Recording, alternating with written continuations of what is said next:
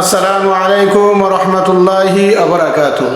প্রিয় ভাই ও বন্ধুগণ, যারা আমাদের সাথে রয়েছেন দূরে অথবা কাছে, দেশে অথবা প্রবাসে, আপনাদের জন্য রয়েছে আন্তরিক মোবারকবাদ ও শুভেচ্ছা। পবিত্র ঈদুল আজহা চলে আসছে, তাই আপনাদেরকে জানাই ঈদুল আজহার শুভেচ্ছা ও অভিনন্দন। ঈদ মোবারক। প্রিয় ভাই ও বন্ধুগণ, কোরবানির মাসালা নিয়ে চলে এসেছি। কোরবানির একটি মাসালা, একই পশুতে একই কোরবানিতে শরিক দাদাগণ ভিন্ন নিয়তেই কোরবানি করতে পারবে কিনা। মনে করুন 5 জন লোক কোরবানির নিয়তে কোরবানি দিতেছে, 2 জন অথবা 1 জন তার নিয়ত ছিল মান্যতের কোরবানি আদায় করা। তখন এই পর্যায়ে তাদের এই কোরবানিটুকু কতটুকু সহি হবে? প্রিয় ভাই ও বন্ধুগণ, সুন্দর একটি প্রশ্ন।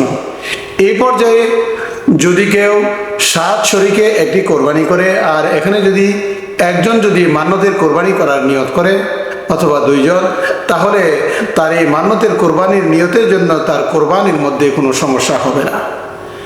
সকলের কোরবানি আদায় হয়ে যাবে, তার মান্যতের কোরবানি এজন্য কোনো অসুবিধা হবে না। প্রিয় ভাই ও বন্ধুগণ, এখন আসুন মান্যতের কোরবানির একটি মাসালা বলে দিই। মান্যতের কোরবানি যিনি দিবেন, উনি যদি মান্যতের কোরবানি দেন, তাহলে মান্যতের কোরবানির গোশত তার ছেলে মেয়ে, ভাই বোন, নিজে, তার স্ত্রী, তার ফ্যামিলির কেউ খেতে পারবে না। মান্যতের কোরবানির গোশতটা পুরাই সৎকার করে দিতে হবে। এলাকার গরিব, মিসকিন, অসহায় গরিব মানুষ যারা আছে তাদের মাঝে বন্টন করে এটা সৎকার করে দিতে হবে।